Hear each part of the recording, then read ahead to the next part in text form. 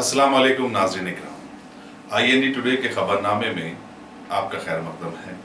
आइए देखते हैं आज के तफसीलात।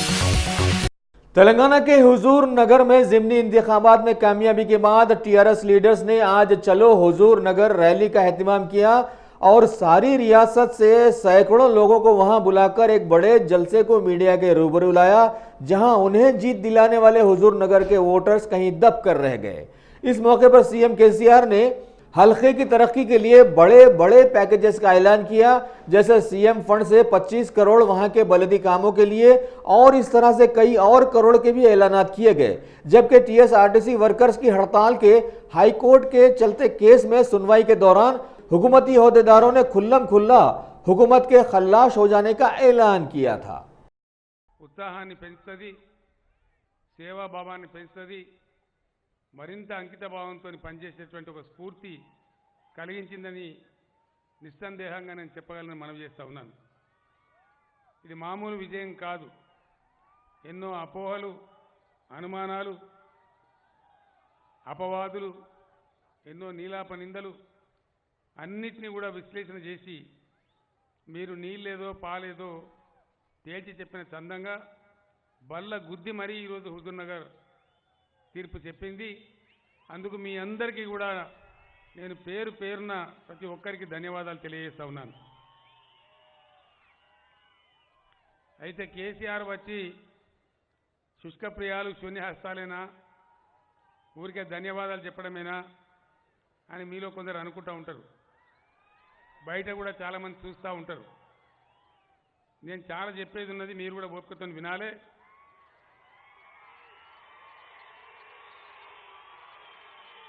చెప్పాలనా వద్దా? వద్దా? చెప్పాలి. ముందు మన హుజూర్ నగర్ సంగతి చెప్పుదాం, దాని తర్వాత మిగతా మొత్తం మాట్లాడదాం. నాకు పెద్దలు ఇచ్చినటువంటి లెక్కల ప్రకారం హుజూర్ నగర్లో గ్రామ పంచాయతీల సంఖ్య 141 ఉన్నాయి. అందులో 7 మండల కేంద్రాలు ఉన్నాయి. 7 మండల కేంద్రాలంటే వాటిని తీసేస్తే ఎన్ని ఉంటాయండి? 141 మైనస్ 7 134 గ్రామ పంచాయతీలు ఉన్నాయి. మీరు అందించిన ప్రేమకు మీకు ఇతరత్రా డబ్బులు వస్తాయి, కానీ సైదిరెడ్డి గారి మీద ప్రేమ, మీ మీద ప్రేమ, మీరు అందించిన విజయానికి తప్పకుండా మీకు ప్రత్యేకమైనటువంటి ప్రతిఫలం రావాలి. కొన్ని సమస్యలు నేను చెప్పినారు. నేను వస్తుంటే మంత్రి గారు జగదీష్ రెడ్డి గారి కారులో ఈ ఆయకట్టు రీజనరేటెడ్ వాటర్ కానీ, చిన్న చిన్న బాగులు వంకలు లాంటివి కానీ, స్త్రీలు ముఖ్యంగా బాధపడతా ఉన్నారు వాటిని దాటడానికి. హుజూర్ నగర్లో ఆ సమస్య ఎక్కువగా ఉంది. చిన్న చిన్న కల్వర్ట్లు కొన్ని కట్టాల్సిన అవసరం ఉందని మంత్రి గారు చెప్పినారు. అదేవిధంగా ఈ మధ్య జరిగినటువంటి పల్లె ప్రగతి కార్యక్రమంలో కూడా మంచి ఫలితాలు వచ్చినాయి, చాలా చక్కగా జరుగుతూ ఉంది. ఇంకా మీరు ఏదైతే ఉవ్వెత్తున ఉత్సాహపరిచేటువంటి ఫలితాన్ని ఇచ్చినారో దానికి సరి సమానంగా ఈరోజు సైదిరెడ్డి గారి నాయకత్వంలో హుజూర్ నగర్ అద్భుతంగా నిజమైనటువంటి హుజూర్ అనే పరిస్థితి రావాలంటే మాటలతో కాదు, పని చేయాలి. అందుకు వనరులు కూడా కావాలి. దానికోసం 134 గ్రామ పంచాయతీలు ఏవైతే ఉన్నాయో ప్రతి గ్రామ పంచాయతీకి 20 లక్షల రూపాయల చొప్పున ముఖ్యమంత్రి ప్రత్యేక నిధి నుంచి నేను మంజూరు చేస్తూ ఉన్నాను, మనవి చేస్తూ ఉన్నా. ఇది రేపో ఎల్లుండో మీకు జీవో విడుదల చేస్తాం. వెంటనే నిధులు కూడా మంజూరు అవుతాయి. మీ ఎమ్మెల్యే గారి నాయకత్వంలో ఏమేం పనులు ఏ ఊరిలో టేకప్ చేయాలనో మీరందరూ కూర్చొని ఆ పనులు మొదలు పెట్టాలని మనవి చేస్తూ ఉన్నా. 7 మండల కేంద్రాలు ఉన్నవి. 7 మండల కేంద్రాలు కూడా అభివృద్ధి కావాల్సిన అవసరం ఉంటుంది. కాబట్టి ప్రతి మండల కేంద్రానికి కూడా 30 లక్షల రూపాయలు మంజూరు చేస్తూ ఉన్నాం.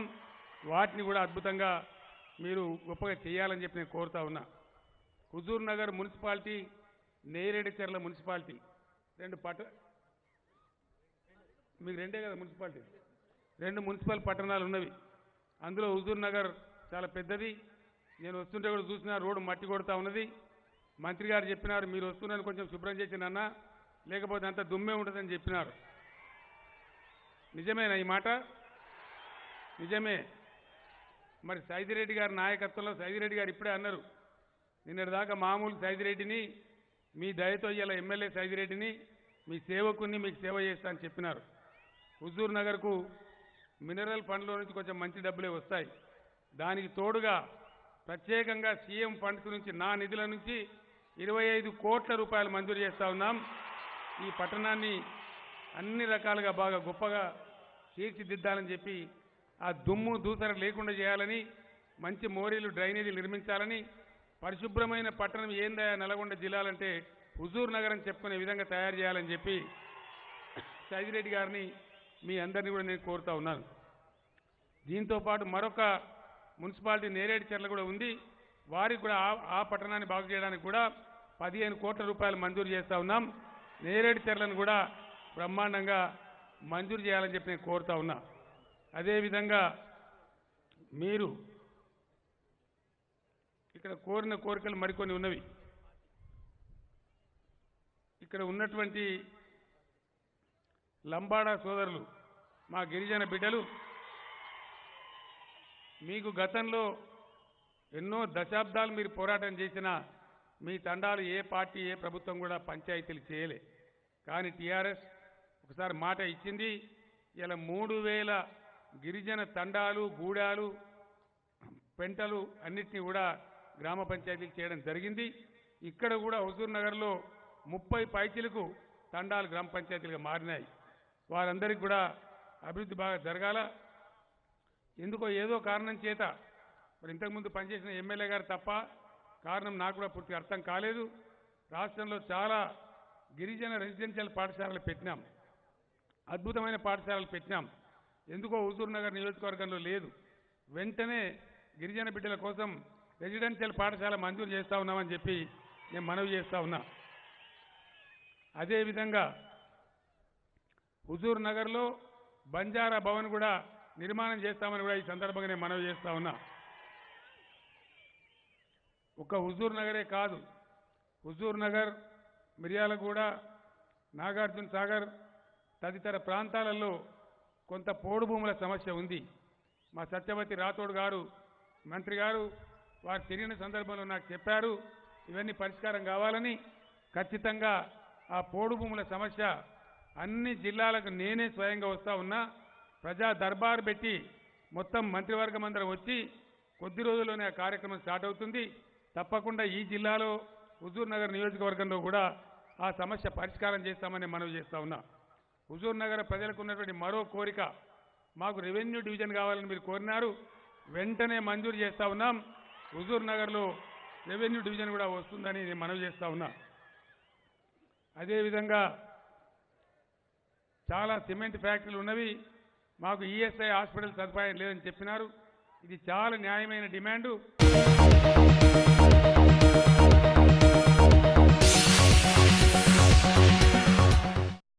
तेलंगाना वक्फ बोर्ड के चेयरमैन मोहम्मद सलीम ने आज बहुत सारे मुतालिका हुकूमती अहदेदारों के एक जायजा इजलास में शिरकत करते हुए अपनी आधी मियाद की तकमील हो जाने के बाद वक्फ अराजियात के तहफ़्फ़ुज़ के सिलसिले में कई दीगर अहदेदारों के साथ तबादला ख्याल किया और बहुत सारी मालूमात इस मौके पर आवाम तक भी पहुँचाई। लिए कुपला ईश्वर साहब, वो माइनॉरिटी मीटिंग में मैं के खान साहब और Ajay Mishra principal secretary minority welfare, Shahnawaz Qasim साहब सीईओ वगैरह, शफीउल्ला आईएफएस, ये पूरे ऑफिसरों के साथ एक इमरजेंसी मीटिंग बुलाई गई। इसलिए बुलाई गई वफ़ के लिए कि वफ़ प्रॉपर्टी को कैसा प्रोटेक्ट करना और जो है उसको डेवलप कैसा करना है, क्योंकि इसको अपन जो डेवलप कर सकते करना है, अपन नहीं कर सकते, बजट नहीं है अपने पास, तो जो है ना उसको लीज देना ओपन ऑक्शन करके लीज के लिए, तो वो डिसीजन लिया। और टाइमरिस को भी जो है कुछ प्रॉपर्टीज़ जो है ना दिए तो डेवलप करके वो लोग अपने को किराया आता, वक्फ बोर्ड की प्रॉपर्टी भी सेफ होती और जो है ना डेवलपमेंट भी करके वो लोग जो है ना किराया जो है ना वक्फ को आता और वक्फ बोर्ड जो है कुछ फलाई बहबूद का काम कर सकता। तो मिनिस्टर साहब की हम लोग की वही राय थी कि बोर्ड मीटिंग में डिस्कशन करेंगे।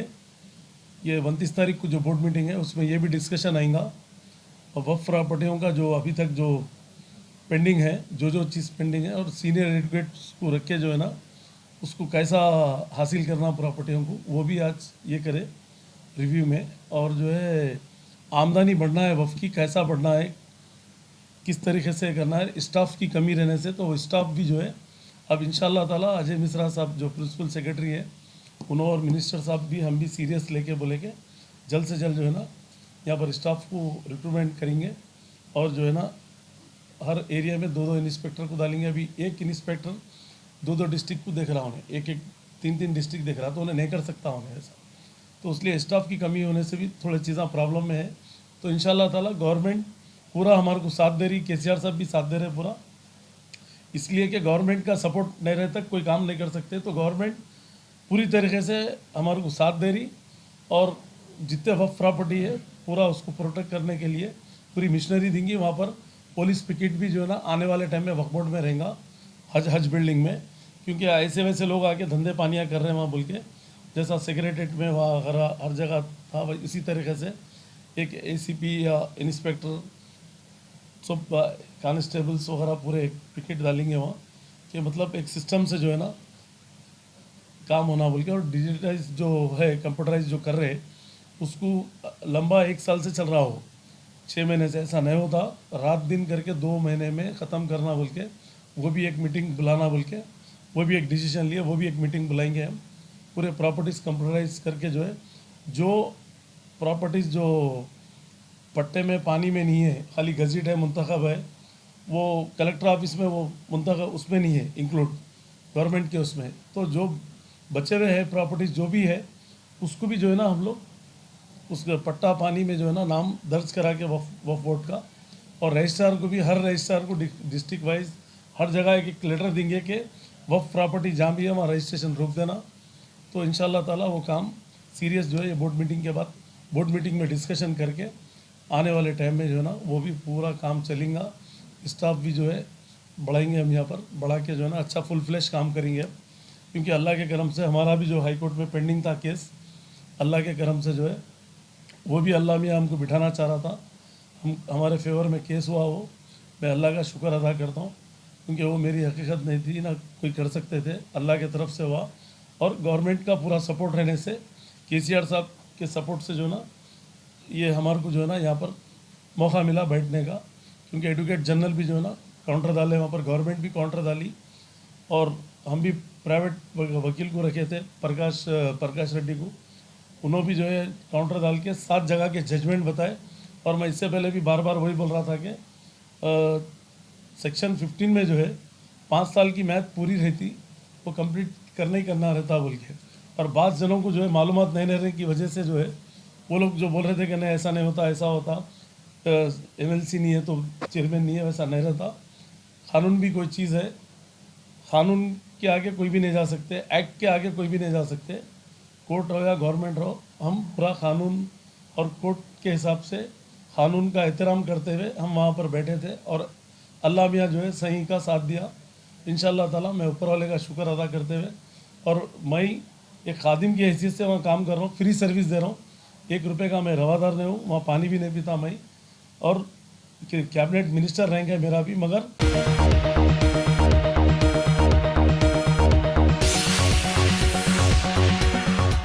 क्या आपने उम्रा का इरादा कर लिया है? तो फिर अकबर ट्राइबल सर्विसेज को तरजीह दें। हज उम्रा करने वालों के लिए क्वालिटी सर्विस ऐसी कि आप मुद्दतों भुला ना पाएं, और इंडिविजुअल्स की सहूलत भी, इंटरनेशनल और domestic air ticketing, visa endorsement, visit visa, immigration और पासपोर्ट ऑनलाइन की सहूलत भी दस्तियाब है। हर माह उम्रा के 2 ग्रुप्स रवाना होंगे। मक्के शरीफ और मदीने मुनव्वरा में बिल्कुल करीब क़याम, तीनों वक्तों पर हैदराबादी ग़िज़ाएं, लग्जरी होटल में क़याम, AC बसें, ज़ियारतों की सहूलतें, आपके सफ़र से जुड़ी तमाम ज़रूरी उमूर की बेहतर से बेहतर खिदमात की पेशकश लिए। Managing director Syed Shah Mujahid Husaini, Akbar tribal services, Salarjung complex, Diwan Deodi, Hyderabad.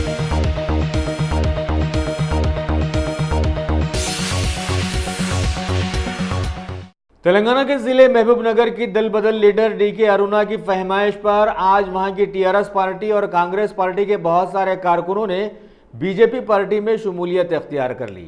वाज़ेह रहे कि ये वही कांग्रेसी लीडर है जिन्होंने साबिक़ा में कांग्रेस के टिकट पर MP और MLA दोनों सीटों पर कामयाबी हासिल की थी, लेकिन बीजेपी में दल बदल के बाद दोबारा मिलने वाले टिकट पर अभी ये इंतखाबात हार गई हैं।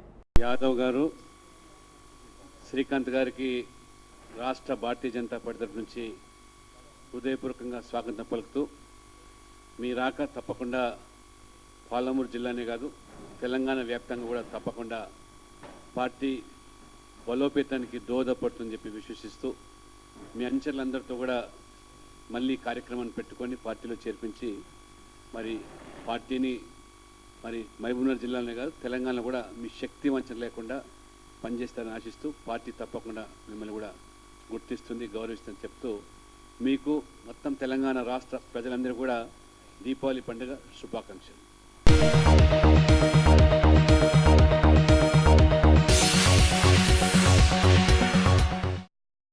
टीएसआरटीसी वर्कर्स की हड़ताल आज 22वें दिन में दाखिल हो गई। इस मौके पर जिले रंगारेड्डी के इब्राहिमपट्टनम के आरटीसी हड़ताली मुलाजिमीन ने वहां के डिपो का रूबरू आज अपनी बीवी बच्चों के साथ धरना दिया और बतलाया कि सीएम केसीआर ने सारी रियासत को सुनहरा बना देने का ख्वाब दिखाकर सत्ता हासिल की थी, लेकिन हकीकत ये साबित हो रही है कि ये सिर्फ आरटीसी महकमे के अहदेदारों की जिंदगियों को तक बेहतर नहीं बना सके तो सारी रियासत को क्या खाक सुनहरा बनाएंगे। ये वही आरटीसी वर्कर्स हैं जिन्होंने तेलंगाना तहरीक में इनका साथ देकर उन्हें कामयाबी दिलाई थी, लेकिन अब सभी लोग अपनी जबरदस्त गलती महसूस कर रहे हैं। फिर भी जमहूरियत में अपनी बात मनवाने के लिए एहतियाज किया जा रहा है, सो वो आरटीसी वर्कर्स कर रहे हैं और अपने मुतालिबात के मनवाने तक सभी लोग हड़ताल पर जारी रहेंगे। తెలంగాణ ప్రభుత్వం ముందు వైఖరి పోతుంది। ఆర్టీసీ కార్మికులు రేపటి సమ్మె 22 రోజులు చేరింది కానీ ప్రభుత్వం ఎలాంటి స్పందన లేకుండా ఇలాంటి మాకేం తెలియనట్టుగా చర్చలు ఇవ్వకుండా ముందు వైఖరి అలా కొనసాగిస్తుంది। ఇది చాలా వరకు బాధాకరమైన విషయము। ఆర్టీసీ కుటుంబాలన్నీ రోడ్డు మీద పాలయ్యాయి, రోడ్డు మీద చేరి కుటుంబాలన్నీ దీక్షలు చేస్తున్నాయి, ధర్నాలు రాష్ట్రాలు చేసిన ప్రభుత్వం ఏమాత్రం పట్టించుకోవట్లేదు। ఈ ముందు వైఖరి నశించాలి। మా ప్రభుత్వాన్ని ఆర్టీసీని ప్రభుత్వంలో విలీనం చేసి మా న్యాయపరమైన డిమాండ్ నెరవేర్చాలండి। మేము ఎలాంటి కొంతమ కోరికలు కోరుకోవడం లేదు। మేము కూడా తెలంగాణ ఉద్యమం సమయంలో సమ్మెకు పాల్గొన్నాము, మేము ధర్నాలు చేశాము, రాష్ట్రోపలు చేశాము। కానీ మొన్న అంటున్నారు మీరు వేసిన వచ్చిందా అంటే మరి కేసీఆర్ ఒక్కటి వేసిన ఉద్యమం తెలంగాణ ఉద్యమం తెలంగాణ వచ్చిందా అండి? ఆర్టీసీ కార్మికులు గుర్తించాలి, డిమాండ్ తీర్చాలండి। మాకు 2 నెలలుగా జీతాలు లేవు, హక్కులు ఉన్నాయండి, చాలా బాధలు ఉన్నాయి, కుటుంబాలన్నీ రోడ్డు మీద పడుతున్నాయి। ఆ ఉద్యోగాలు విద్యార్థులు కాలేజీలు వెళ్ళకుండా ఏం వెళ్ళకుండా ఇక్కడ ఉద్యమంలో పాల్గొంటున్నామండి। కనీసం మా డిమాండ్లను ఒకసారి పరిశీలించి మా చర్చలతో మాకు పిలిపించి మాకు మాట్లాడాలి, మా సమస్యలను తీర్చాల్సిందిగా ప్రభుత్వాన్ని మేము డిమాండ్ చేస్తున్నామండి। ఈరోజు తెలంగాణ ప్రభుత్వం చేస్తున్న ఈ ముందు వైఖరి నిశ్చితంగా మేము చేస్తున్నాము, కానీ కొద్దిగా కూడా ప్రభుత్వం అసలు మనం పట్టించుకోవడం లేదు।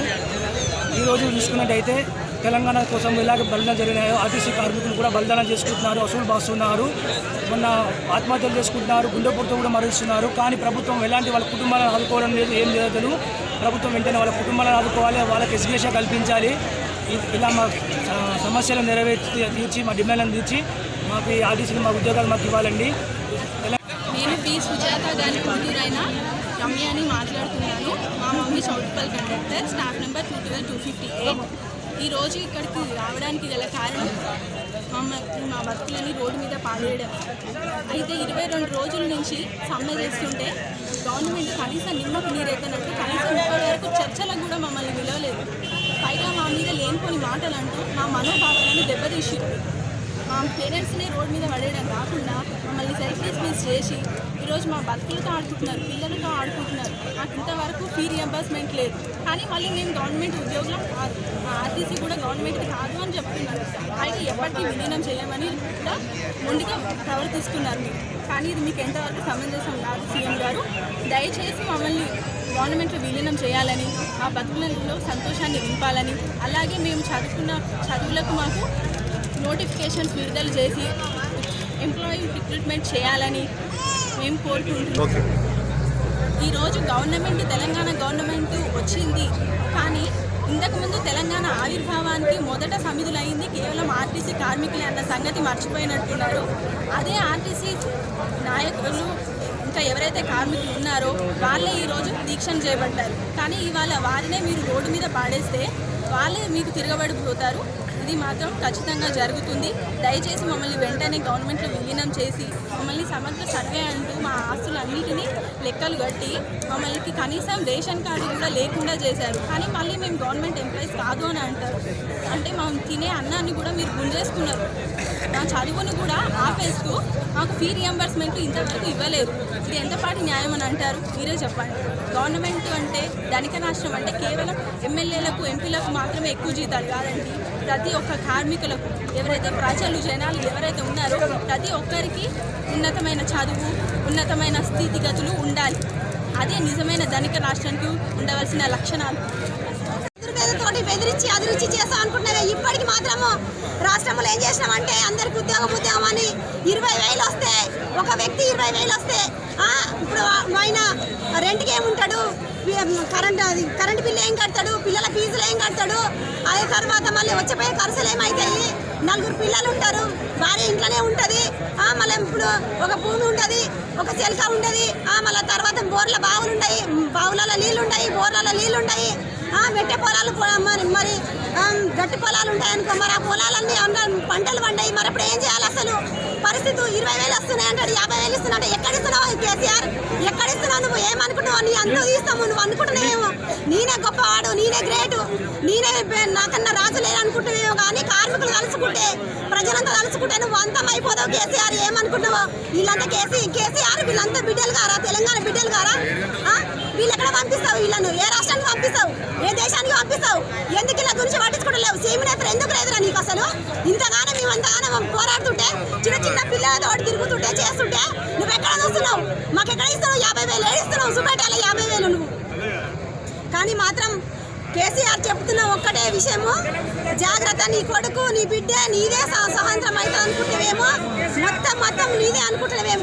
కానీ మాత్రం ఇదంతా కాదు చెప్తున్నాము.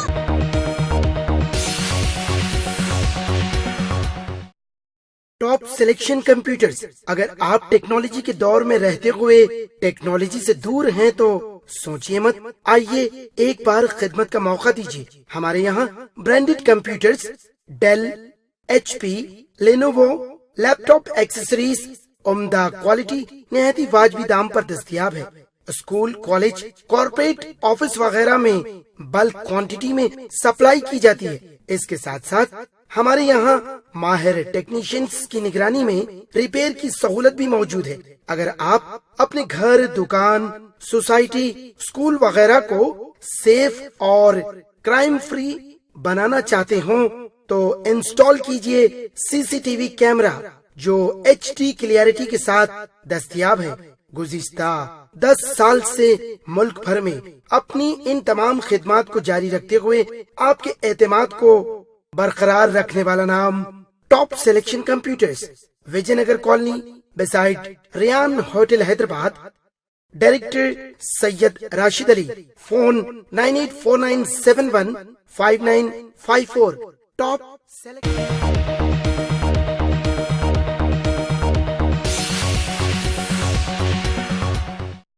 TSRTC वर्कर्स की हड़ताल 22वें दिन में दाखिल हो जाने के बाद बहुत सारी सियासी पार्टियां और तंजीमें भी अब इनके एहतजाज से जुड़ गई हैं और तेलंगाना को एक बार फिर आज़ाद करवाने का एक माहौल सा बन गया है।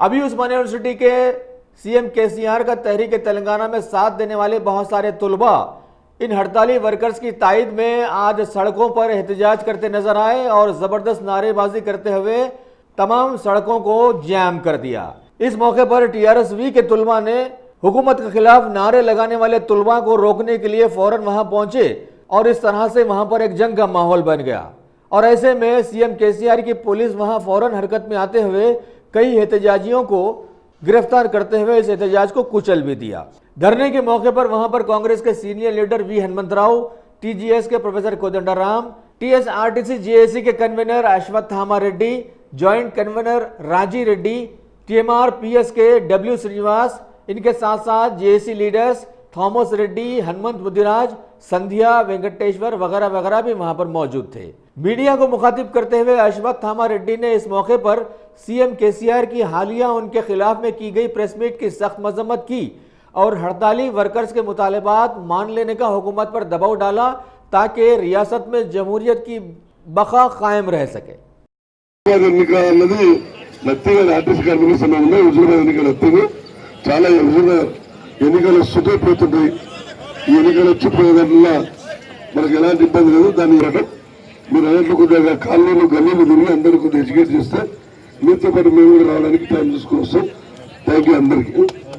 ఉస్మానియా యూనివర్సిటీ రేపు తెలంగాణ ప్రజాస్వామ్యాన్ని బతికించుకోవడానికి, ఈ ప్రధాన రవాణా బతికించుకోవడానికి మేమైతే పోరాడుతున్నామో రేపు మళ్ళా మీరే ఒక ప్రధాన భూమికి పూరించాల్సిన అవసరం వచ్చింది. ఖచ్చితంగా మీ అందరూ తెలంగాణ సమాజంతో పాటు మీరు అందరూ మాకు మద్దతు ఇస్తారని ఆశిస్తూ ఈ అవకాశం ఇచ్చిన యూనివర్సిటీ మిత్రులందరికీ పేరు పేరున ఎంతో రిస్క్తో ఈ మీటింగ్ ఏర్పడిన మిత్రులందరికీ, పెద్ద గోర్ల వారికి మరియు సమాజం అందరికీ పేరు పేరున ధన్యవాదాలు తెలుపుతూ థ్యాంక్ యూ. కార్మికులు మీకు తెలియవలసిన ఒక వాస్తవం ఏంటంటే డ్యూటీని తప్పించుకోవటం, డ్యూటీలో సోమరిగా ఉండటం సాధ్యం కాదు. డ్యూటీలో ఎక్కిందంటే 8 గంటలు కాలు రెక్కలు ఆడాల్సిందే, కంటి చూపు రోడ్డు మీద ఉండాల్సిందే, బస్సుల ప్రతి ప్యాసింజర్ను చూడాల్సిందే, ఎవరికి టికెట్ ఇచ్చినా ఎవరికి ఇయ్యలేదనేది ముఖం చూసి యాది పెట్టుకొని 100 మంది ఉంటే 100 మందికి టికెట్లు ఇవ్వాల్సిందే. ఈ స్టేజ్ కాడ దిగుతున్నందుకు దిగకపాయని అరుసుకొని ముందుకు పోతానంటే మళ్ళీ ఇంకో టికెట్ కూడా ఇవ్వాలి. మీకు చాలా మందికి తెలియని వాస్తవం ఏంటంటే ఒక్క టికెట్ తేడా పడ్డా వాళ్లకు ఇంక్రిమెంట్ కట్టు సస్పెన్షన్ చేసి ఇంటికి పంపిస్తారు. 150 మంది ఆర్టీసీ కండక్టర్లకు డ్రైవర్లకు జీవిత కాలంలో ఇంక్రిమెంట్ అనే దాన్ని వాళ్ళు చూడనే లేదు. వాళ్ళని కట్ చేస్తారు. మనం కదా ఆ పామునిచ్చిన ఆటలో ప్రతి సంవత్సరం ఓ పెద్ద పాము మింగి కింద పడేస్తుంది. మళ్ళా సంవత్సరం అన్నా నేను ఇంక్రిమెంట్ తెచ్చుకోవాలని ప్రయత్నం చేస్తాడు. పాపం ఎవరో ఒకరు టికెట్ తీసుకోకుండా తప్పుకుంటారు. ఆ రోజు ఎస్ఆర్ మీద గీత గీసిందంటే వాళ్ళ అదృష్ట రేఖ మళ్ళీ చెదిరిపోయినట్టే లెక్క. అది ఇలా ఆర్టీసీ కార్మికులకు ఉన్నటువంటి వాస్తవం. ఎండాకాలం ఆ సీటు మీద కూర్చొని నడుపుడంటే మామూలు విషయం కాదు. ఒక్క బస్సు కూడా సరిగ్గా ఉండదు. టెంపరీ కార్మికులకు ఇప్పుడు బస్సులు అప్పచెప్తే వాళ్ళు అడుగుతున్నారు, ఈ ఎట్లా నడుపుతున్నారు సార్ అని అడుగుతున్నారు. మరి ఆర్టీసీ కార్మికులు రోజు ఎట్లా నడుపుతున్నారు ఇవాళ? కానీ గవర్నమెంట్ ఏం చేస్తున్నదంటే ఆర్టీసీకి టికెట్ రేట్లను డీజిల్ రేట్లను బట్టి పెంచుతలేదు. కార్మికుల తప్పు లేదు, మనం అర్థం చేసుకుంటే గనక. మరి డీజిల్ 45 రూపాయలు ఉన్నప్పుడు ఇప్పటి టికెట్ రేట్లు నిర్ణయమైనవి. ఇవాళ డీజిల్ 72 రూపాయలు, 27 రూపాయలు పెరిగింది. 27 రూపాయలు ఆర్టీసీ సంవత్సరానికి 20 కోట్ల లీటర్ల డీజిల్ వాడుతుంది. 20 కోట్ల లీటర్ల మీద లీటర్కి 27 చొప్పున మీరు లెక్కేయండి, లాభం వస్తుందా? అన్ని పైసలు ఆర్టీసీకి సహజంగానే నష్టం వస్తుంది. చెప్పిండు నేను వెంటనే ఆర్టీసీ ఎంప్లాయీస్ తోటి మాట్లాడతా అన్నాడా లేదా? కోదండరామ్ గారు చెప్తున్న తర్వాత ఇడికి రాగానే పోలీసు వాళ్ళు అన్నారు, ఏం sir why you are discussing, nothing will happen. ఈ బస్సులు వీళ్ళు ఎట్లన్నా 2 రోజులు 3 రోజులు చేస్తారు, ఆ తర్వాత బస్సులకు రాళ్ళు కొడతారు, ప్రయాణికులను ఇబ్బంది పెట్టాక అందరినీ తీసుకుపోయి చెట్లపల్లి జైలు వేద్దామని చూసినాడు. కానీ వీళ్ళు కూడా ఏమో ఎంత ఓపిక ఉన్నదా ఆర్టీసీ ఎంప్లాయీస్. 20 రోజులైనా ఒక్క ఇన్సిడెంట్ జరిగినా బాబు చెప్పు. 20 రోజులు ప్రశాంతంగా ఏ మహాత్మా గాంధీ అహింసా పద్ధతిలో నడిపిస్తున్నాడు. ఇవాళ తెలంగాణ ఎవరి వల్ల వచ్చిందే? బాబాసాహెబ్ అంబేద్కర్ ఏ జై భీమ్ అంటున్నటువంటి మిత్రులు ఉన్నారు. ఆయన ఆలోచన విధానాన్ని ఆర్టికల్ 3 ప్రకారంగా తెలంగాణ వచ్చింది. ఆర్టికల్ 3 రాకపోతే జై భీమ్ లేదు, తెలంగాణ లేదు.